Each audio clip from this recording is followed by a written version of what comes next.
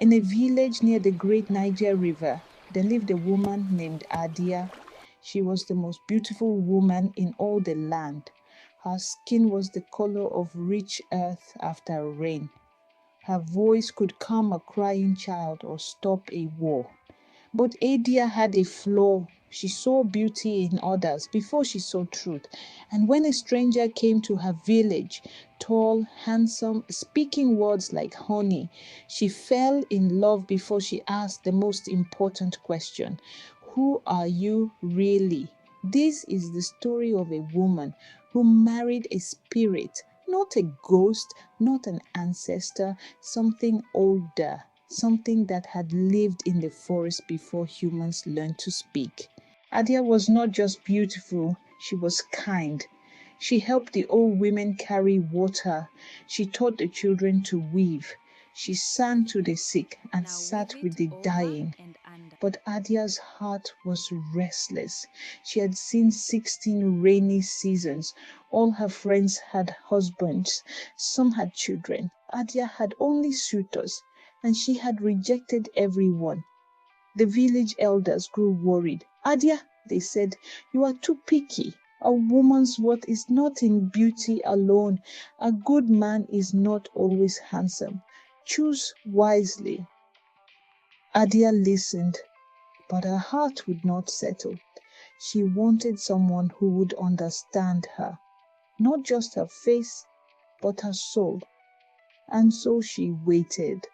And while she waited, the forest waited too. One evening, as the sun bled into the river, a stranger walked into the village. He was tall, taller than any man the village had ever seen. His skin was dark, but his eyes were unusual. They seemed to glow faintly, like embers in a dying fire. He wore a simple cloth wrapped around his waist, no sandals, no bag, no walking staff. He carried nothing, and yet he seemed to own everything. He walked to the center of the village and said, I am looking for a wife.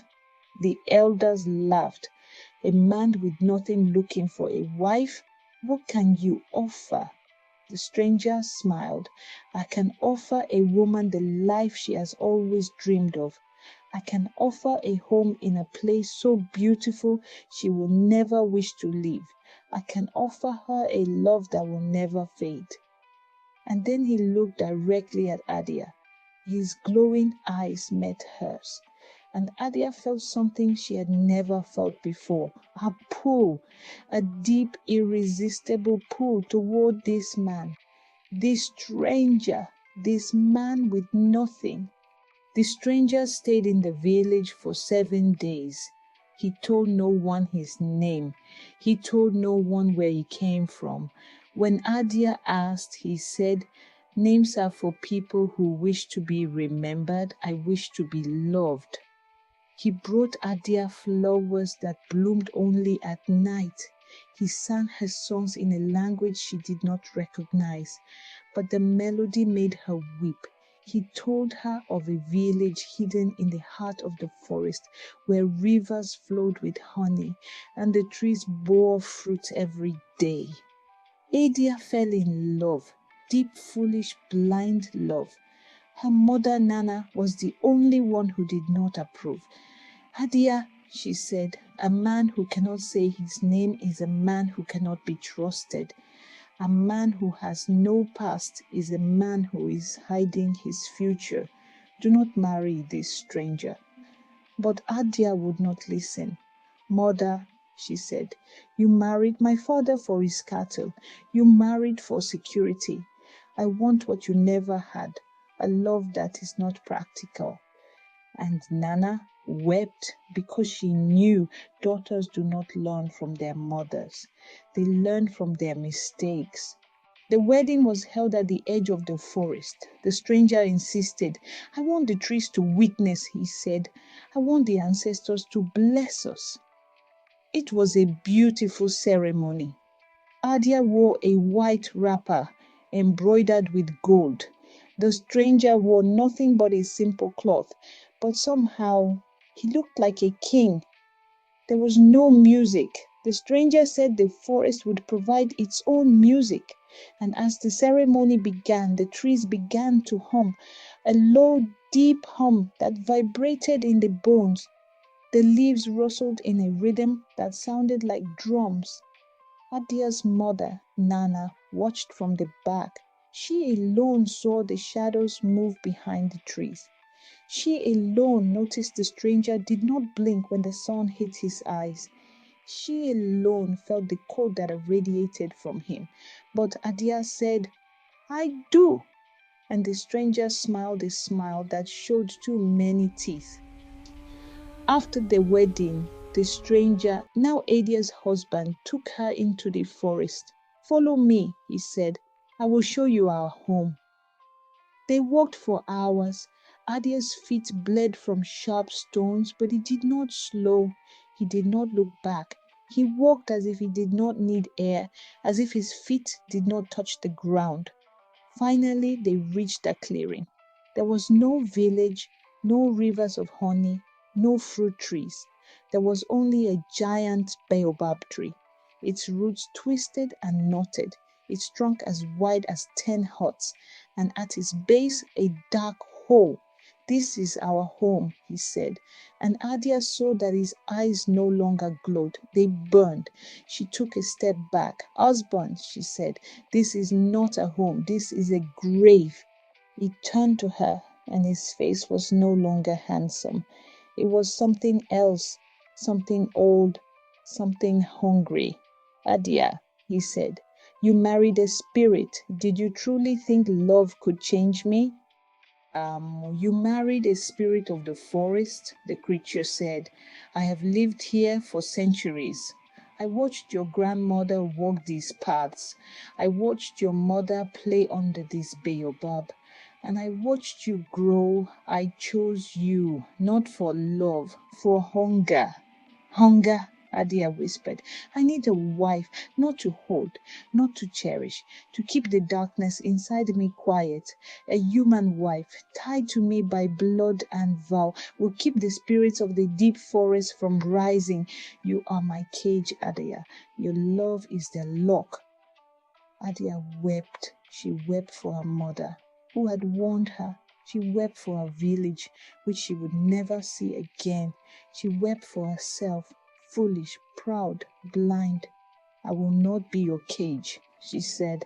I will find a way out, and when I do, I will burn this tree to the ground. The spirit laughed. You are bound to me by a vow made under the trees, a vow heard by the ancestors. No one can undo that, not even you. But Adia remembered.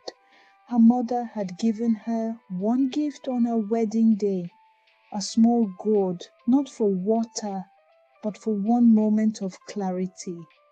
If you ever need truth, her mother had said, drink from this. Adia opened the gourd and drank. The liquid was bitter, so bitter she nearly spat it out. But as it went down, she saw things, visions, the spirit's true form, the darkness he was trying to contain, the spirits beneath the earth, hungry and waiting. And she saw the truth. The vow could be broken, but only if she was willing to pay the price. She would have to give up something precious, not her life, something harder. She would have to forget her village, forget her mother, forget her own name. She would become someone new, a wanderer, never staying in one place, never loved again. The spirit felt her shift. What are you doing? He screamed. I am breaking my vow, she said. I am forgetting the love I had for you. I am forgetting this forest. I am forgetting everything. And as she spoke, the leaves stopped rustling. The hum stopped. The spirit began to fade, his form collapsing like smoke. He reached for her one last time, but his fingers passed through her. No, he roared. You are not real. You cannot. But Adia did not hear him because Adia was already forgetting. Adia walked out of the forest. She did not remember the spirit. She did not remember her village. She did not remember her mother's face. She was a woman without a name, without a past, without a home. But she was free. The elders of the Nigeria say, if a story is told at sunset, Adia still walks, a woman who gave up love and memory for truth. They say you can see her at twilight, a silhouette against the river, wandering, searching for something she cannot name. And the forest, it is quiet now, the spirits sleep. No stranger comes to the village anymore, offering honeyed words and glowing eyes. Because love, the elders say, should never cost you your identity. Love should not make you forget who you are. The price of love is not your freedom. The price of love is sharing your truth. And when a man hides his name, he is hiding his soul. If you enjoyed this story from Shadow and Fable, share it with someone who is choosing love over wisdom. And subscribe, because every heart has a story and every story has a lesson. Until next time, trust the one who shows you their scars, not the one who hides their name.